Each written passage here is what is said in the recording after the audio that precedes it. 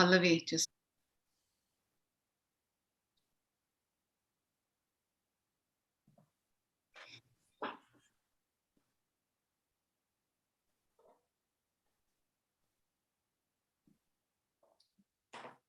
Right, great. We'll get started, I think. Awesome. Well, thank you. Thank you, everyone, for joining us today. We're very excited. Both Tasveer as well as Kalakars are great to collaborate on this. A little bit about Tasveer. Tasveer is, well, watch, read, and talk. It showcases the best in South Asian film, literature, and storytelling in an SXSW style festival permeating the month of October, from October 1st to the 24th. The festival is produced by Tasveer. It's a not-for-profit organization based out of Seattle to provide a platform to amplify underrepresented South Asian voices and places a spotlight on South Asian artists and creates a safe space for dialogues within our communities. To know more about it, please go to tasveer.org.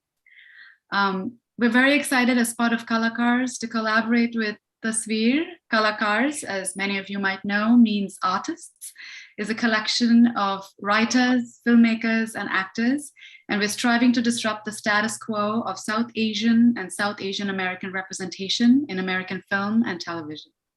For the past 7 years, we've been conducting workshops with writers and actors. We've got table reads, networking events, and our flagship program, Meet the Kalakar, which is a conversation series with extraordinary artists. If you'd like to be a part of the community, come and join us on Facebook and Instagram at We Are Kalakars, and to hear more about the artistic community of South Asians and be a part of these wonderful projects in America. Awesome. Well, today's panel is The Art of Crossing Over. And we're excited to host this actors panel that explores what the globalized entertainment industry means for actors. How can actors move between geographies and their context? And today we're very excited to speak with actors Pallavi Sharda, Karan Soni, and Misha Shafi. Thank you so much for joining us on how you navigate the art of multiculturalism in your performance. Thank you for having us. Thank you. Yeah. Awesome. Sorry about the mess. Exciting. Yeah. I just want to give a short introduction for each of you. Let me start with you, Pallavi. Pallavi is an Indian-Australian actor and a classical Bharatanatyam dancer who's worked extensively in the Indian, Australian, US, and Britain screen industries. Her recent international credits include Warner Brothers film Tom and Jerry, the UK Netflix drama The One, the Aussie award-winning comedy Retrograde, Audible original Slushy, Les Norton, Beecham House, and the Academy Award-winning movie Lion. In 2022, she'll star in the Netflix rom-com Wedding Season and American military thriller Black Site, along with Michelle Monaghan and Jason Clarke. And Pallavi is the first South Asian to essay leading roles in both Australian film and television, and has been awarded the Rising Star Award by the Casting Guild of Australia. And Pallavi, I understand that you also have a book on thoughts of cross-cultural living. So we'd love to dig into that a bit more as we sort of like get into this. I know, that's the scariest part about what I do right now. Karan was born and raised in New Delhi, India. He grew up studying theater and continued his education at the University of Southern California. While in school, he began auditioning for film and TV roles and eventually landed a lead role in Safety Not Guaranteed. Since that film, he starred in several other feature films, including the wonderful Deadpool movies, Paul Feige's Ghostbusters, Off's Christmas Party, Trolls World Tour, Always Be My Baby, Detective Pikachu, and many others. On television, he's appeared as a series regular on shows like Betas, Other Space, and Blunt Talk, along with guest roles on Brooklyn Nine-Nine, Will and Grace, Silicon Valley, and many more. He currently stars in the series Miracle Workers opposite Daniel Radcliffe and Steve Buscemi. And Karan has also recently directed his first episode of television for the HBO series Room 104. Additionally, he co-wrote, starred, and executive produced the feature film 7 Days, which had its world premiere at the Tribeca Film Festival in 2021 and also at the Sphere. Yes, that's correct. Amazing. That's correct. It's so exciting. It's amazing. It's amazing that you're sort of moving to the world of directing as well as producing and writing, which is fabulous. Yeah, trying. We'll talk about Misha and then we'll jump right into it. Misha is a Canadian actress, model, and singer. She made her film debut with a supporting role in the 2013 Meera Nair film, The Reluctant Fundamentalist.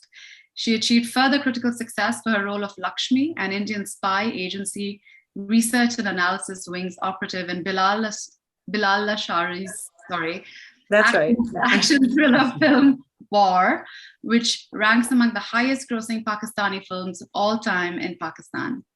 Misha is also an accomplished musician whose music has appeared in several films like Cocktail, Diary of a Butterfly, and Jigme.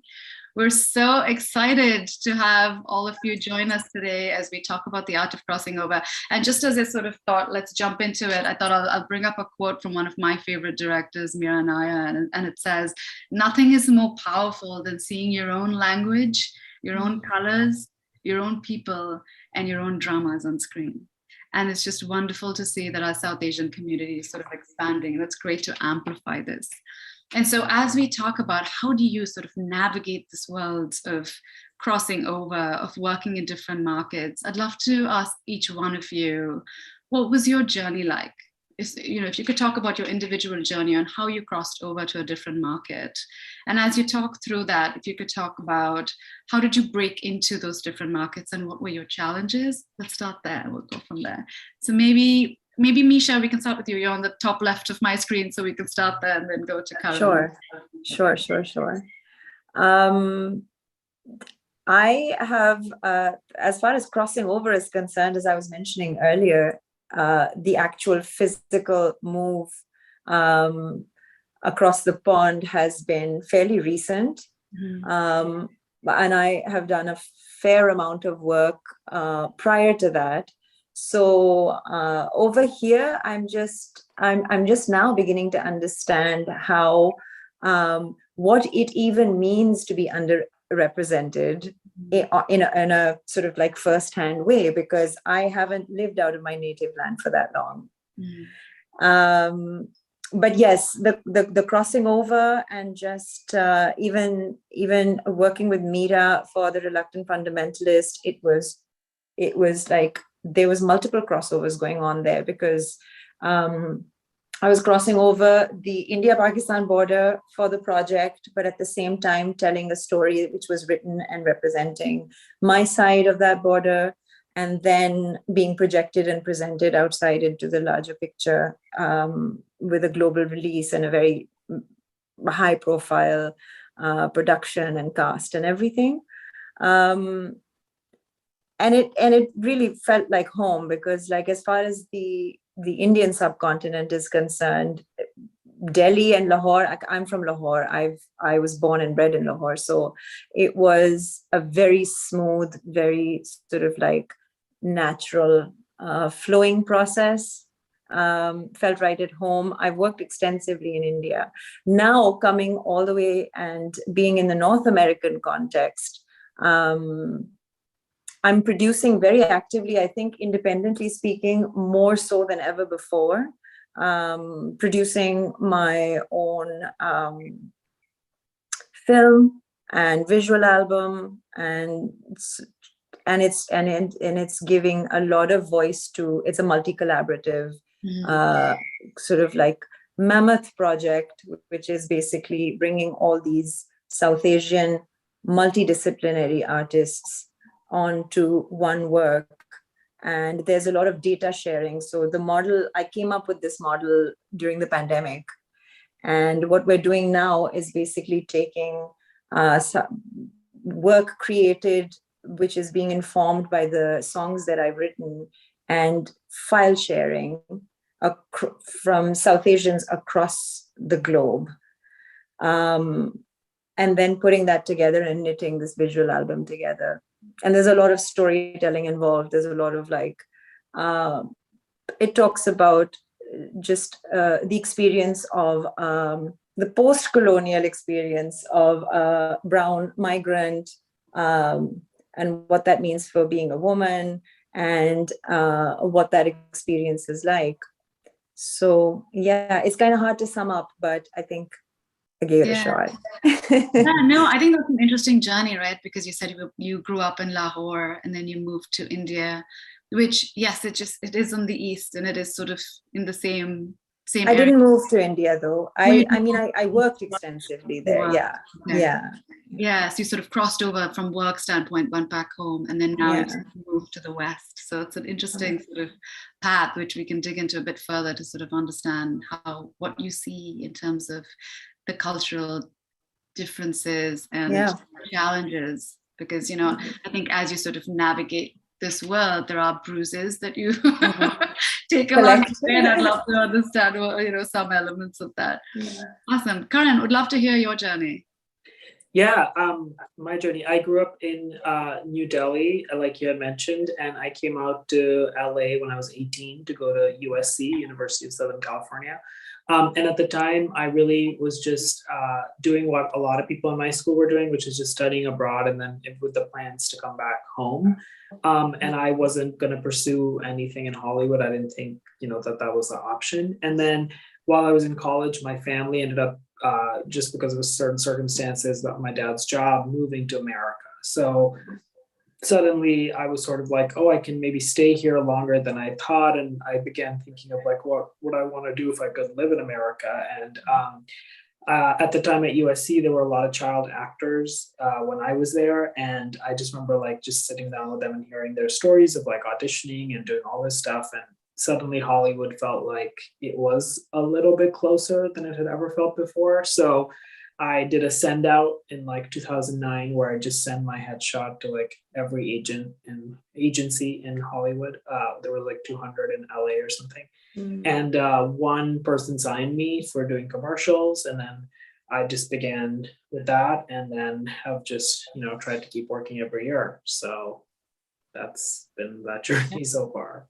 That's amazing. Yeah, I think it's also a combination of right time, right place, and, you know, working really hard and sort of hustling. So I'd love to hear that sort of story as well. Yeah. Awesome. Pallavi, you've been in India, Australia, the UK, and now and in the US. I'd love your journey. Oh my God, it's been. My brother's always just like, "Can you stop now? Like, relax. It's okay." Yeah, I mean, I dreamt of being an actress. So you have to excuse me. I'm having a bit of asthma at the moment. So if I have a bit of a coughing fit, just I will survive it and come back in. But when I was younger, I wanted to be an actress. When I was a child of the diaspora in Australia who fell in love with Bollywood at a very young age, because, you know, the quote that you just explained from Meera Nair is, you know, in the 90s, that's what we had to look to for representation. I was in suburban Melbourne, very white. There was nothing that reflected the way that I experienced life, particularly at home. When I walked through the door, it was like being in Delhi. We spoke Hindi with our parents. I learned Bharatanatyam. I was like the most Indian kid that grew up in Australia. Like my Indian friends teased me. They were like, "Why do you speak to your parents in an Indian accent?" I was like, "Because it makes sense." So I was just enamored by my culture, because it explained so much of who I was and why I felt a certain way. And I wanted to just get closer to that. And film was this weird conduit to that world. My father was a film buff. So every weekend we would go to the local Indian store called Masala Queen and we would change our VHS tapes. And I watched all the old Bollywood films from the 60s, 70s, 80s. And I was like, this is what I want to do. I want to perform. And being a good migrant girl, I ended up going to law school at undergrad and doing all the right things. My parents were engineering professors, ex-IITians. So, you know, that very different background. That migrant story, right? And then I ran away from home to join films in India when I was 21, and told my parents I was doing a master's at JNU in New Delhi, because all my family is like, they're all academics. So they're like, of course she wants to go and study, it's fine, you know. And so then I went to Bombay and started knocking on doors at a time when the C-Link didn't even exist, you know, like this was, you know, like when Bombay was still the old school Bollywood. So it was a very, very tough journey. And, you know, I was a young woman with a lot of gumption and an education, and I was confronted by, you know, kind of the expectations that come with walking into an industry where you're not connected to the people that run the place. And that was a reality check for me, because it was what I'd already been warned of. You have like upper middle class Indian migrant parents. They're like, Bollywood's a dirty place, don't you dare go there. So my journey in India was really interesting, and it was preceded by the fact that it was obvious that I could never be an actress in Australia, because I did drama school part-time in Australia, and I was told by one of my teachers that it would be very difficult for me to get work in Australia because of the color of my skin. So for me, it was apparent that this was the only way to achieve what I felt burning inside of me for performance. And then I did the difficult Bombay hustle. I did theater at Prithvi Theater. I did small roles in films. My first role was like a 2-minute appearance in a bigger film. And, you know, I was kind of breaking the norms of Bollywood, where they told you that if you did character work, you could never be a lead actress. And so I was just navigating that world, and eventually did a few leading roles, one being a terrible film called Besharam, which I'm still kind of like, I'm happy I did it, but I have watched it back and I'm like, wait, what was I thinking? But it was an interesting experience. And now in India, whenever they write about me, I'm like called the Besharam actress, which is hilarious. Because my parents, just like self-fulfilling prophecy because of my life choices. But about 4 years ago, like 5 years ago, I did the last film I did in India, which is called Begum Jaan, which is based on partition between India and Pakistan, in which I played a sex worker living in a brothel that was sitting at the line of partition at the Radcliffe line.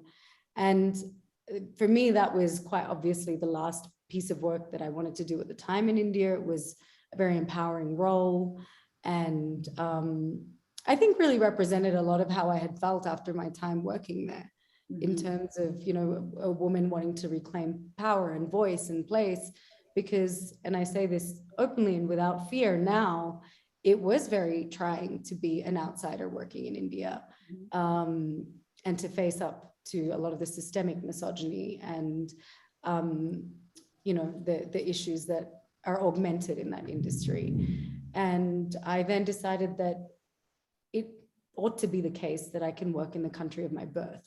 I was born in Australia. Why was I precluded from working there? So I kind of did a match and burnt my career that I started from scratch to the ground, and went back to Australia and started all over again. And that was interesting, because all of a sudden I'm now this kind of exoticized woman in the country of my birth, like, oh, that girl that went to work in Bollywood. And you see also the prejudice therein, because people look at it as exotic and other and maybe less legitimate. And so I had to fight a lot of that going home, which was still is quite, I'm about to go home for a show in a few weeks, and it's still emotional, because I'm like, well, I couldn't work here. I had to leave. And now you're going to give me another baptism of fire to prove that I am, you know, capable, because I haven't gone through the same kind of red tape that you expect of someone. So, you know, there's a lot of systemic racist prejudice, I think, in working in places, you know, in the West often.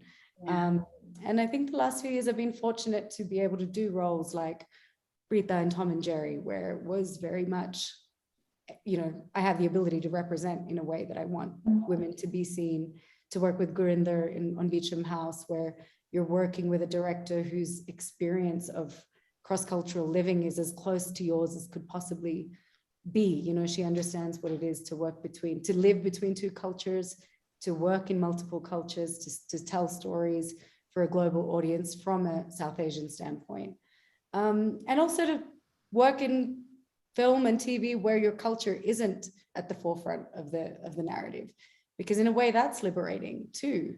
Often the onus to represent well is really difficult when the system is pitted against that, when you're just there for the sake of diversity, and you know that, but you're trying to imbue your work with meaning and authenticity. So it's very multi-layered, and it's, you know, I studied law and media and communications, and my dissertation when I was in my undergrad media degree was about South Asian representation in second generation diasporas. And this is when I was 18 years old. And so I feel like my whole my whole career has been like an anthropological experiment, my research now. So, and that is how that's how I got here.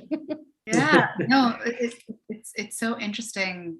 It's sort of like navigation, sort of like hustling, like, because to your point, in Bollywood, and this is, not news to any of us here, it can be a pretty incestuous industry. And so how do you sort of really break that door open and say, okay, hey, I'm not the son of so and so, or the daughter of so and so, or the cousin of so and so, and how do I actually make my way? And Yeah. as you sort of, and I'd love to hear this from all of you. So as you sort of are navigating your way in Hollywood and getting those sort of bigger opportunities,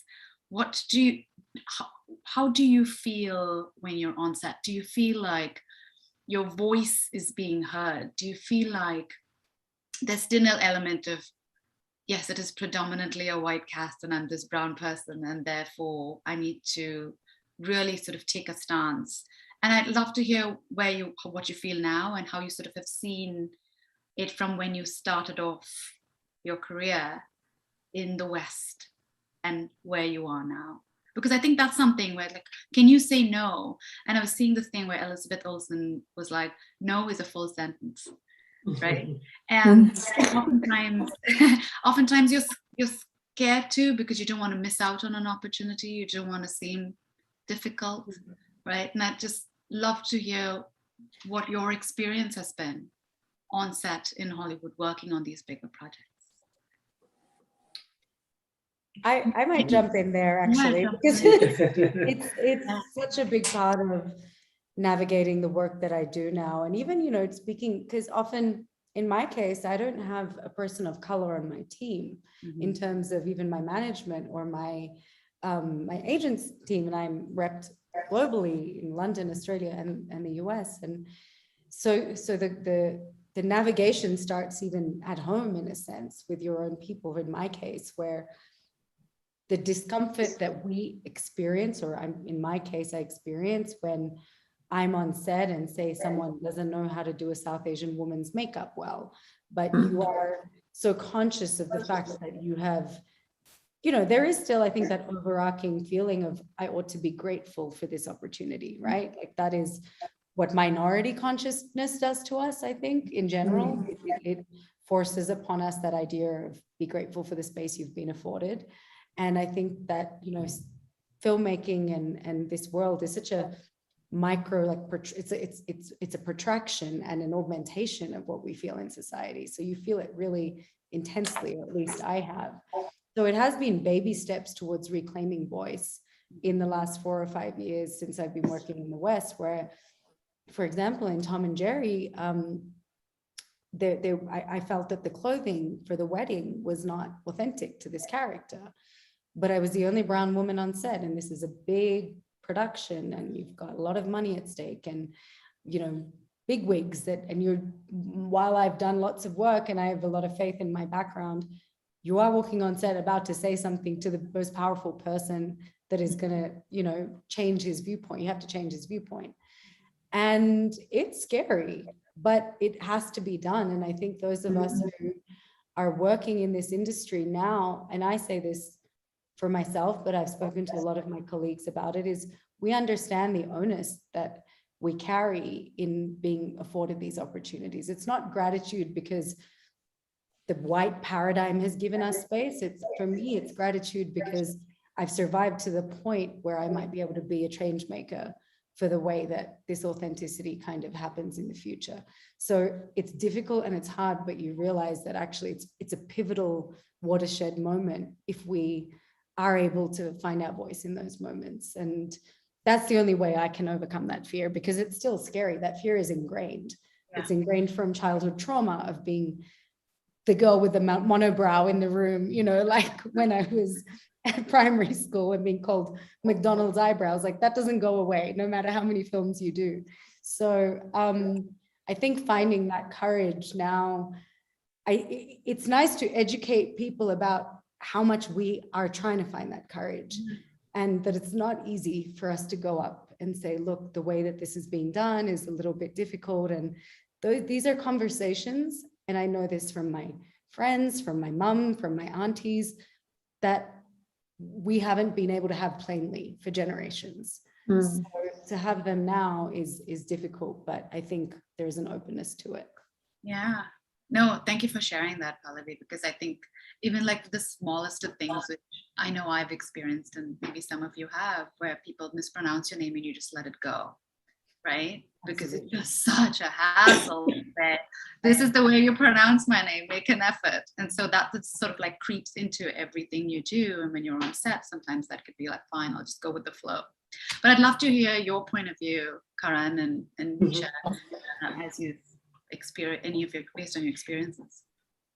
Yeah, I feel like I've seen a lot of change. I started auditioning in 2009, so just over a decade ago. And I remember initially when I had met with agents and stuff, these were obviously smaller, very small agents, but which is what I should have been meeting with. But the talk was always like, oh, you might get a guest star. Like that was like the ceiling sort of like, I remember when I started, it was like, oh, they're going ethnic for more of like the co-star, guest star roles on TV shows, but not like to be a series regular or anything. And that has changed like so much now. There's so many Indian people as series regulars on shows that I'm like, I don't even know all their names. Like it's really cool. I think like the biggest change that needs to still happen is Indian executives and producers that have like power. There's a lot of really cool Indian producers, but I feel like very few of them have a lot of power or like big deals at studios. So you still end up being sort of fighting for projects to get made. And then if there's more Indian executives, then these conversations of like, even before getting to the set, you won't even have issues like Pallavi was describing with the wardrobe or something, because things have been thought of a little bit more. And then also more central stories can be told on a bigger scale. I think with that stuff, like our movie 7 Days that we made for very, very little money. And we made it with the Duplass brothers, who are just incredible in terms of supporting just people who have not had power or a voice at all. But they classically have been able to do that because they work on a micro budget with like we made our movie with an 11-person crew. And, at the end of the day, the movie will speak for itself, but at some point we should be able to tell stories on like a bigger scale. And I think that is hard when you either need producers like the Duplass brothers who are working at that higher level, or you need Indian executives who feel like we will roll a dice on something that feels like, should be more sort of told. So I'm hopeful in the next like 10 years that that'll sort of become like a thing that happens more. Yeah. I think that's the hope, is how do we continuously sort of like nudge that door open, and it was like then finally kick that door open where, you're not that excited about, oh, in a Marvel movie we have one brown person and we're so excited about it. Right, exactly. Yeah. we want to start to like normalize it a lot more. Misha, I'm interested to hear if you have a point of view there. Yeah, no, I think it's, a lot of what is being talked about here is basically that token casting, this like tokenization of like, oh no, look, we're doing the woke thing, and we're going to have, this kind of like United Colors of Benetton type of casting, and just give everybody a little bit of like room. But as Karan was saying, I think what's really important is how much representation there is in the rooms where the decisions are being made. In my case, for example, I did the same thing you were talking about, Karan. I sent my headshots absolutely everywhere, I think a year before I moved. And having been in my native land and being very well established, I kind of never had to really, honestly, I was in a very privileged position because everybody already knew me, and I'm in many ways, I kind of come from a brown household, which is very unconventional because my mother's a very famous actor, and my brother's a very famous rapper. And so there's a lot of people in showbiz in my household. So I just kind of just like grew up into that, and just like we had our own mediums. I was doing music, but it kind of just like was a very like in my natural habitat that from when I was a kid. And by the time I was moving, a lot of what Pallavi was saying is just the misogyny and the systemic sort of like the uphill sort of like struggle for just being my authentic self, and creative expression obviously is what we do. So I was finding that to be a particular glass ceiling and this is pre-crossover.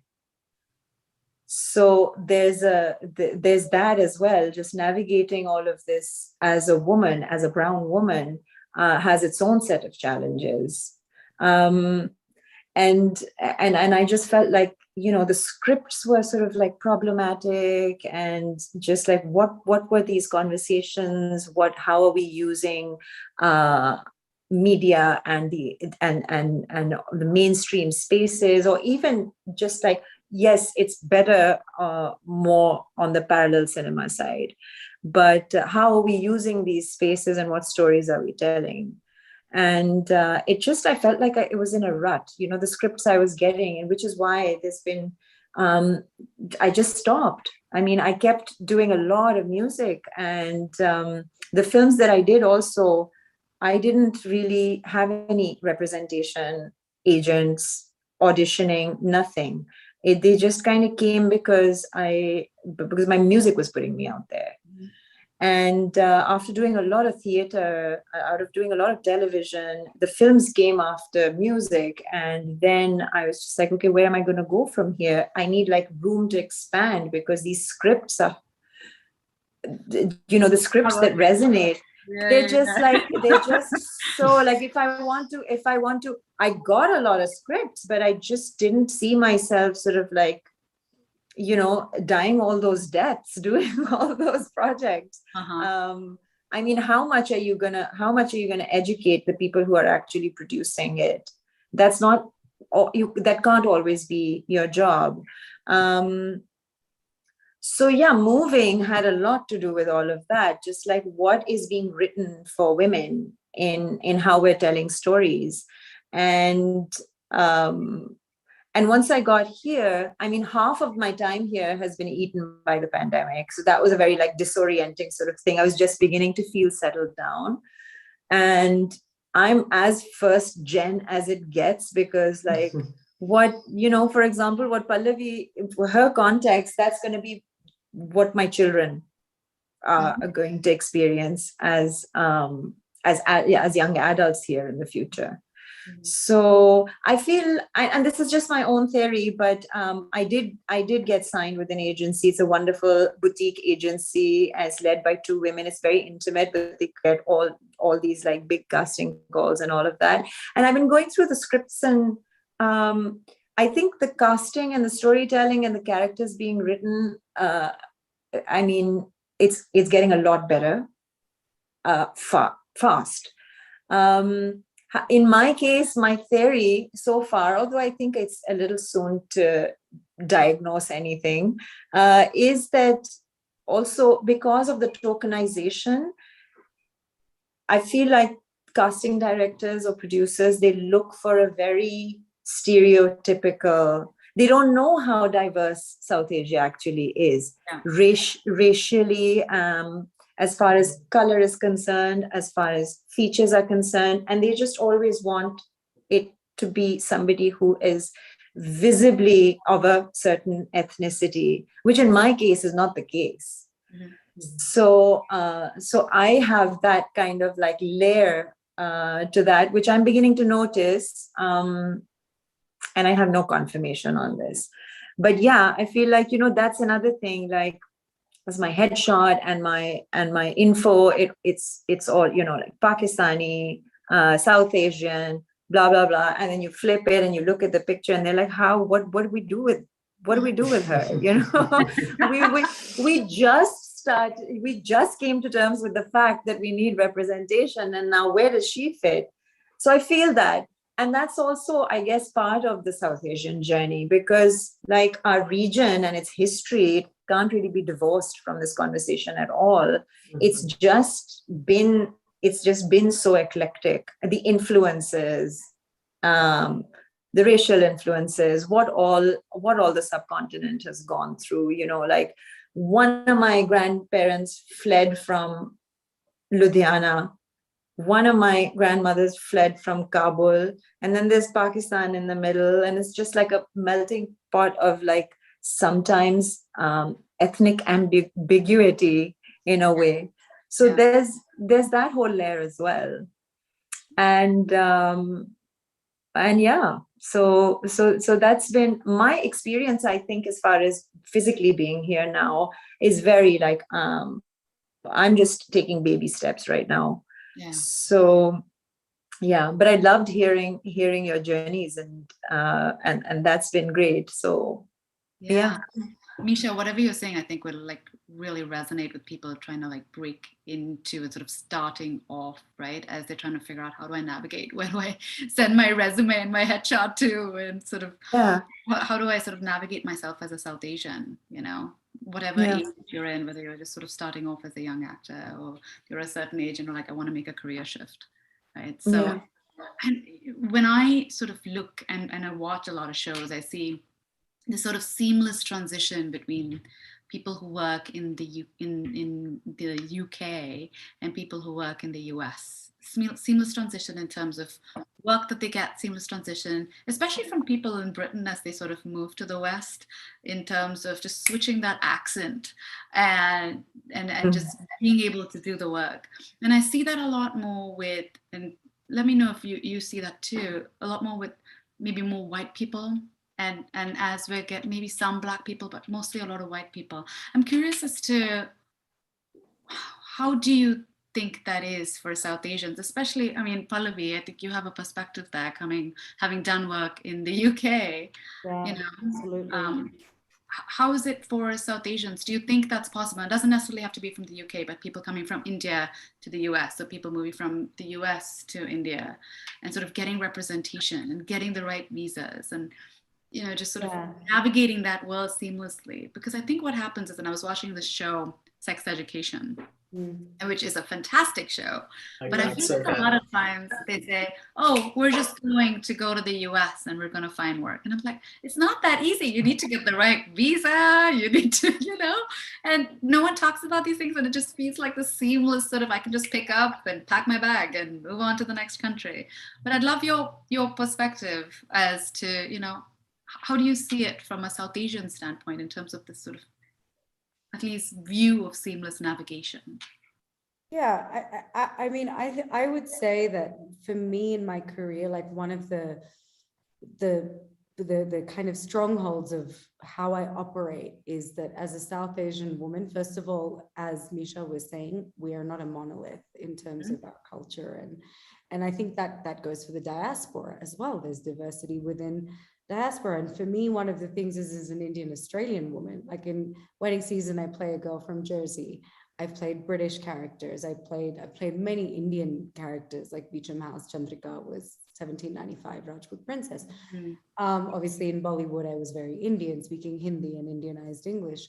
But in The One, which is a British Netflix show, I said, I want to be Australian, because that is a legitimate subset of the diaspora that has been underrepresented, because our storytelling has not found its audience yet, or rather people like myself have been pushed out of the country. So rather than staying at home and feeling confident in storytelling, we're trying to find work elsewhere so we can just be seen, which is the lowest common denominator of what we do as performers.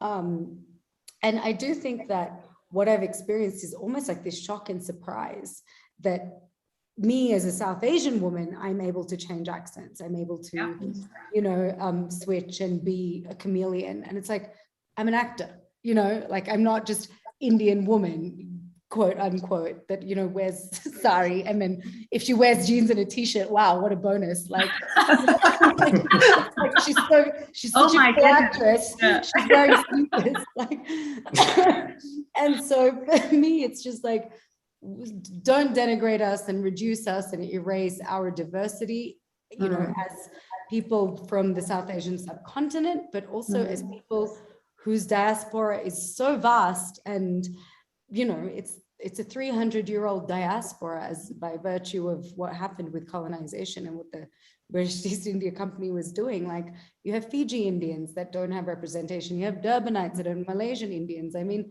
I grew up in Australia, in Melbourne, which is a melting pot. So I grew up in a very pan-Indian environment. I'm a Bharatanatyam dancer. My first language was Bengali. My father is Punjabi. My mother is from UP. I learned dance in Tamil.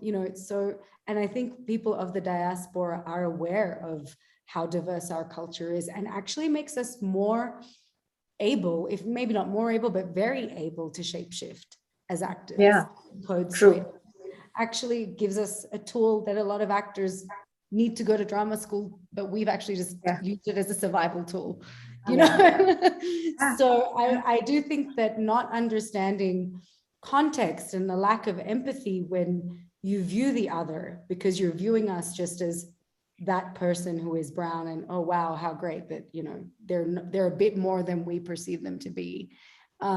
It is a product of a lack of understanding and empathy and desire to have intercultural communication. So, I think we're at the frontier where we get to display, I guess, how rich and malleable and mutable our cultures are.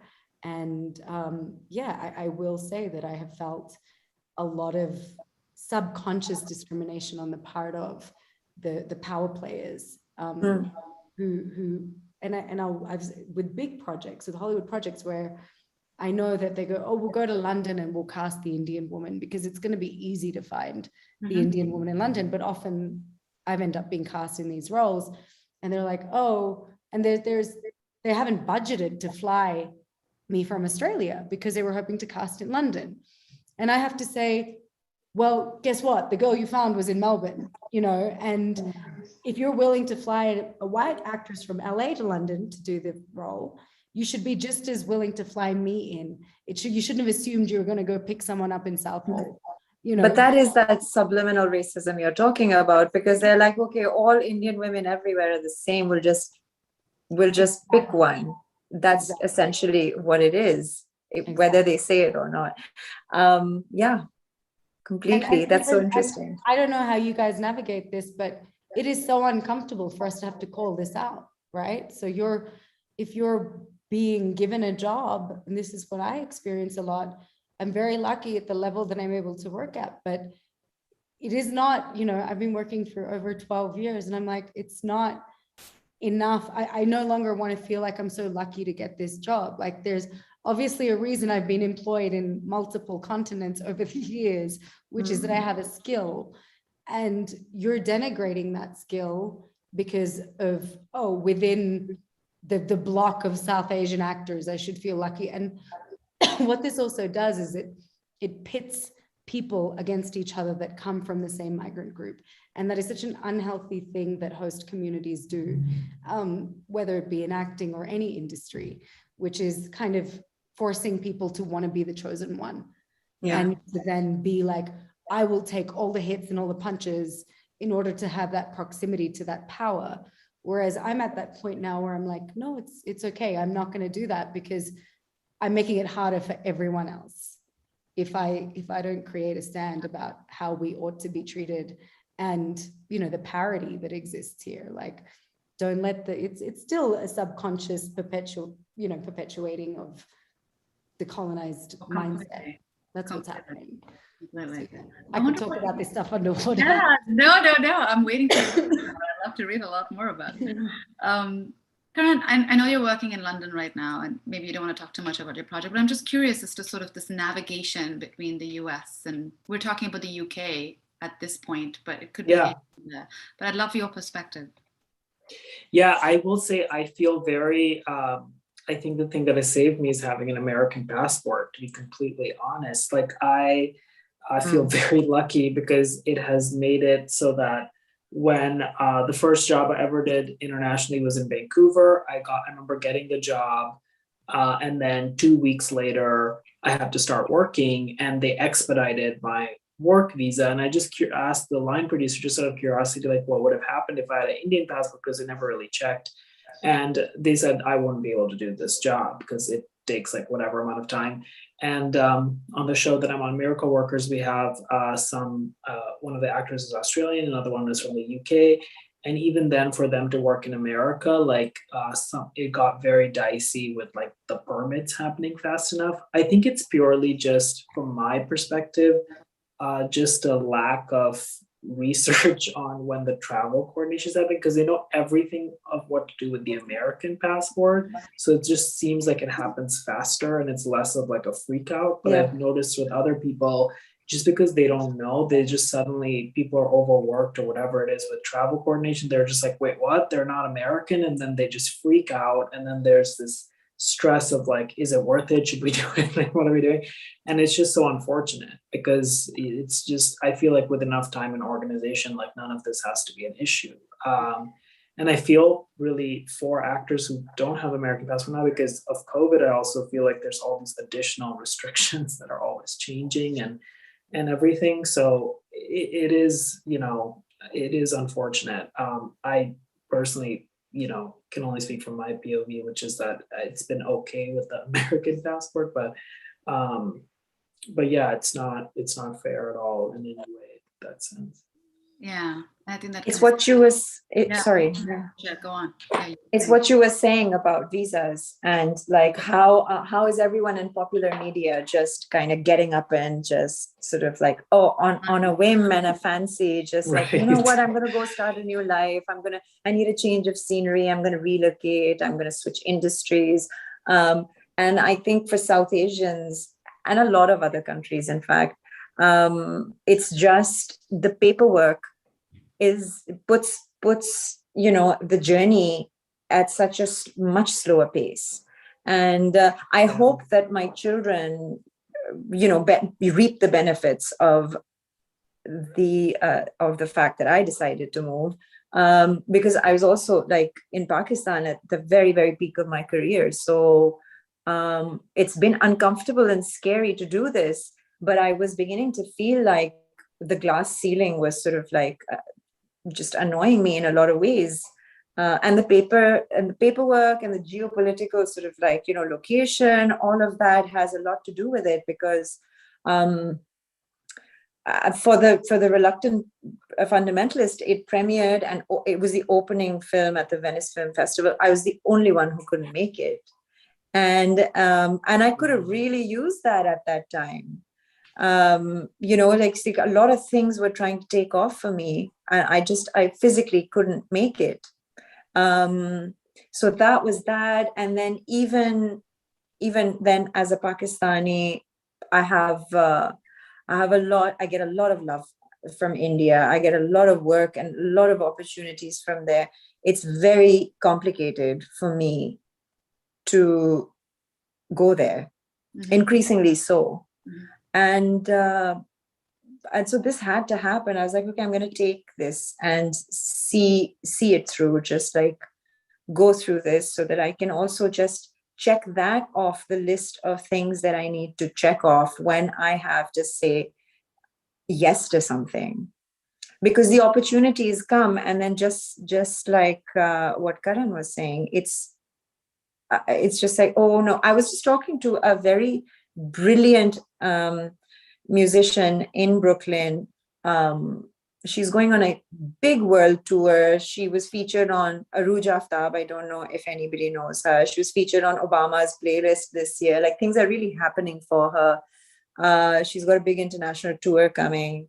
And instead of rehearsing or songwriting or nurturing and just, honoring her creativity and her artistic purpose, she's just going crazy handling visas and getting references and lining up interviews and figuring out who's going to reimburse her because it's that much more expensive for her. All of that is set up, and it's a post-colonial thing. Yeah. And we're still navigating that, and it kind of, they're just speed breakers. Yeah, and with casting, I've often thought like the last thing anyone is really thinking of is like, is this actor available? They just assume that everyone is always available. And it's shocking to me sometimes, like I'll audition for something many times and it's like a big job. And then a week before I have to fly or less, they're like, all right, you have to pack your bags for 3 months. I was like, what if I had plans? And they're like, no one is ever, and so then when it comes to all this travel stuff, like it's not really a conversation like in the casting process, like, or anything. So I think it's unfortunate because then it's weeding. If there were just a little bit more time, it would help sort of, I think, all of this stuff in terms of getting the paperwork and everything ready. Because I don't think anyone is maliciously wanting to exclude. No. And it just feels like, at least when the train of a production is rolling, it's like 10,000 things are happening on a daily basis. And this has just gone to the bottom of the pile, I think, in many ways. And I think if a project is specifically international, it's handled like better. Like our movie that we're doing here in London, like almost all the top 7 on the call sheet are from America. So we started getting our COVID and all the pre-flight tests, everything like so in advance, because they were sort of like, okay, like we're doing this. But I think, sometimes other productions aren't, and it's unfortunate because they sort of, I think then people sort of go like, well, should we even try to look for someone who's not American or something? Right. Yeah. I'm interested to hear about when we talk about career navigation, right? I'd love to know, how do you think about what's next for you? What do you want to do and what don't you want to do? I'd love to hear that. Constant anxiety. Oh God. And then COVID just made it worse. Yeah.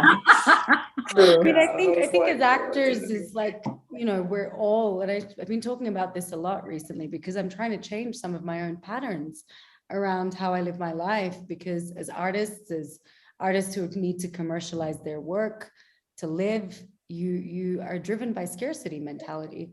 It's ingrained in us. And I started my career in Bollywood as a Bollywood outsider. So it was like such an intense fear of, it not happening. Like it was basically like the odds were pretty much against me at every stage. It's kind of miraculous that anything happened with that.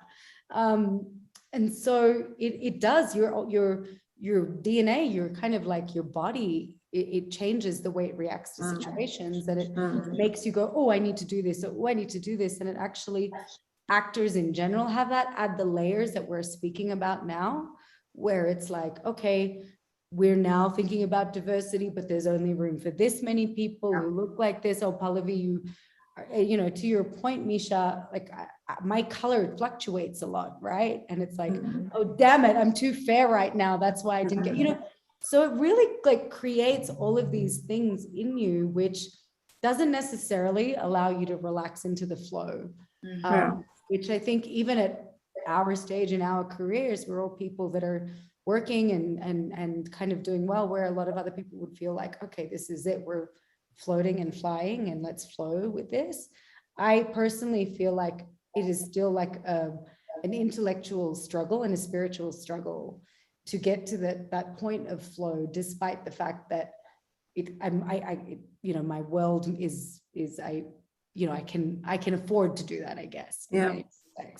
But you don't allow yourself to do that. So I think that is more of an emotional aspect of what your question is in terms of how you approach future work. So for me now, it's trying to go, no is a full sentence, as you say, like, okay, I am allowed, I give myself permission to feel that way, because no one has ever granted me that permission. The permission has always been, there's no permission except to like try your hardest to do something which is not available to you in the first place. Can I just say, and I try to remind myself, because it's very important to remember, at least in my experience, when I look back in retrospect, the biggest, most unbelievable opportunities have always found their way to me when I'm out there doing my own thing and not caring. Yeah. When I'm just like ho hum and just doing like random daily real life stuff, just out there doing what I do for fun, having a good time. I know it sounds kind of like a Rumi quote, but But I'm you know, like you live long enough, you can look back and start to kind of like spot how the universe works as well. And I think it has a lot to do with just what, you know, like what energy you're putting out there as far as like what you're emitting, and insecurities, and how many times do we have to reinvent ourselves to just be who we are, when actually the whole point of the whole jig and this whole conversation is to be represented as who you are out in the world. Yeah. And Karan, I love your perspective on it. Well, so like maybe a little bit of law of reverse effort, you know? No, I agree, Al.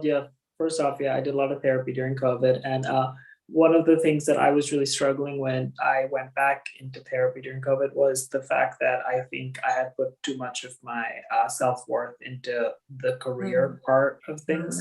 And I remember my therapist at one point said, like, if your life is a cake, like most of the layers have been like your obsession with working, which is fine because it's like so like crazy. This career, you do like a huge job and then you're like unemployed pretty much, and then you're like, what's the next one? And it's like crazy.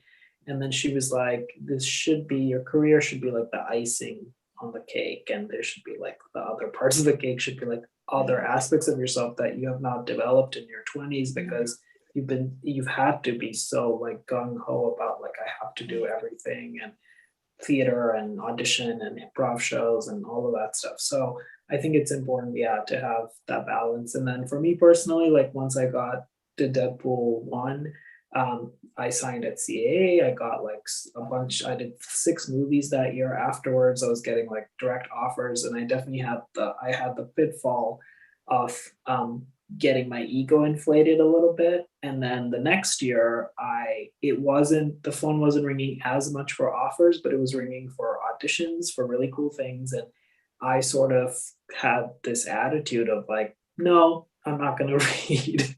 And it ended up being that I didn't work then. And so it was just this feeling of like not letting the ego take over, because I don't forget who it was. I think Bryan Cranston, but basically like this idea that once you've made it enough that you shouldn't have to audition or do any of that stuff. It's a very slippery slope, because technically when you got into it for the love of doing this, which if that requires an audition, then you should enjoy that because you love doing it. And so I think sometimes it can be hard because you hear other actors talk. And I think for me personally, I have noticed like, if I was in the same movies, but maybe as a white person in Hollywood, like I might have gotten even more offers because there were just more jobs. And so you sort of start feeling like I've been in X amount of movies and things, like, why am I still reading for like, this smaller role or something?